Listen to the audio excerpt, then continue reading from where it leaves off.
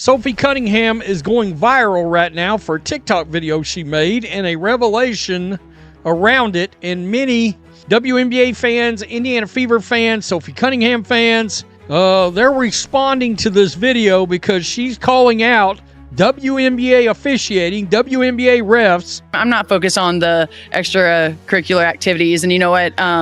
During that, it was just part of the game. I think the refs had a lot to do with that. It was a build-up for a couple of years now of them just not protecting, the star player of the WNBA. And so at the end of the day, I'm going to protect my teammates. That's what I do.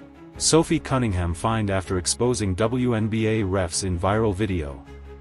Indiana Fever guard Sophie Cunningham has once again become the talk of the WNBA, not for her scoring or hustle on the hardwood, but for her bold and unapologetic stand against what she and countless fans have called out for weeks: inconsistent and dangerous officiating. A 15-second TikTok video, meant as a sarcastic jab at poor refereeing using an audio clip from Sabrina Carpenter's Man-Child, landed her with a $500 fine from the league. Indiana Fever guard Sophie Cunningham said the WNBA fined her $500 for a social media post that she sent criticizing the league's officiating. She put this on TikTok. We'll get to some of the response. The video included a sample of Sabrina Carter's Man-Child as a way to say the referees are, quote, useless, among other adjectives. Salaries in the WNBA are nowhere near what they are in the NBA. Cunningham is getting $100,000 from the Fever this season. Still, she and others around the league probably have no trouble writing a $500 check to voice their true thoughts. I mean, she's got a ton of sponsorships at this point. And the WNBA community? They're not taking it lightly. Cunningham didn't curse, didn't target anyone by name.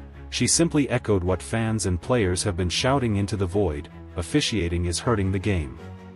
Her video struck a nerve not just because of its content but because it came after the Fever's crushing 89-87 loss to the Los Angeles Sparks, their second defeat to the league's lowest-ranked team this season. That loss, however, was marred not by poor play, but by something far worse. This is a game that would have been great to have Caitlyn Clark back in the second half. Just an extra playmaker on the court, doing the things that Caitlyn Clark does. But I'm glad if it's rest or no rest. Last time she came back early, and guess what happened? She was overcompensated. During a chaotic scramble, Sparks player Julie Van Loo clearly grabbed Cunningham by the neck. The officials saw it. Everyone did. But there was no whistle. No review. No protection. Just silence. The same game saw Aaliyah Boston, the Fever's star forward, sent into foul trouble on phantom calls, while Sparks players seemingly got away with physicality that crossed the line. Coach Stephanie White summed it up best post-game: "We didn't get the calls."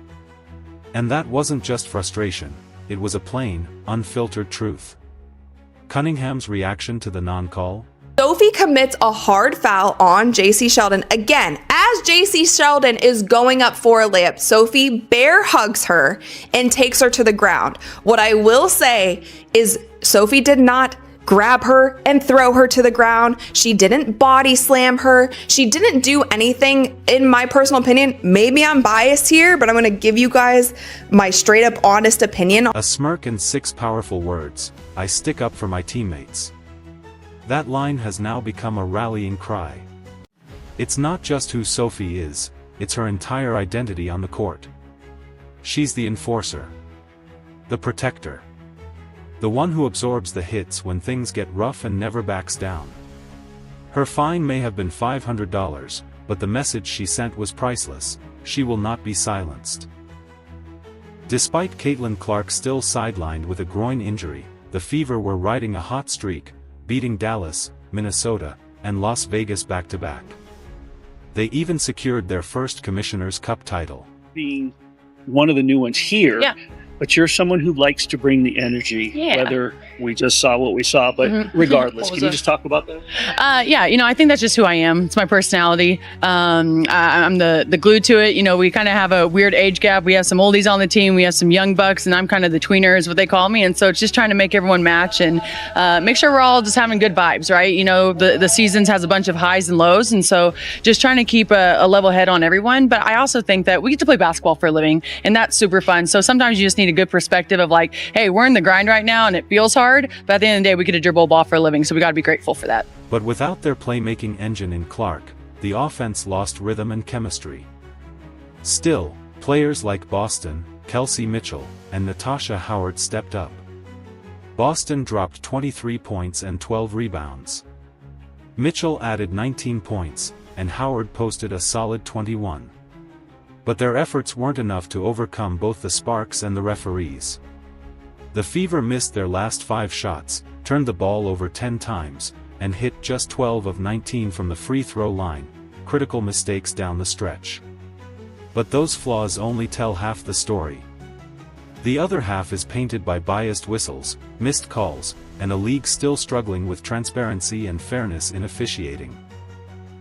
The difference in how stars like Aya Wilson, Brianna Stewart, and Kelsey Plum are officiated versus players like Boston and Cunningham is no longer a whisper, it's a roar.